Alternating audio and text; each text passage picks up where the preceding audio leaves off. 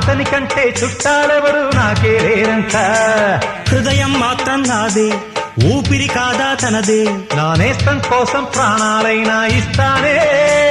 నా మిత్రుడు పెట్టే తిండి నే తింటున్నా నీ వేళ. తన మాటే నాకు వేదం అంట ఏ వేళ. శోకం వీడే స్వర్గం చూసే, రాగం పాడే, తాళం వేసే, పాటలు పాడే పువ్వుల జంట మేమే. సింగారాల పైరుల్లోన బంగారాలే పండేనంట పాడాలి. నవ్వుల్లోన పువ్వుల్లాగా జీవితాలే సాగాలంట ఆడాలి. ఈనాడు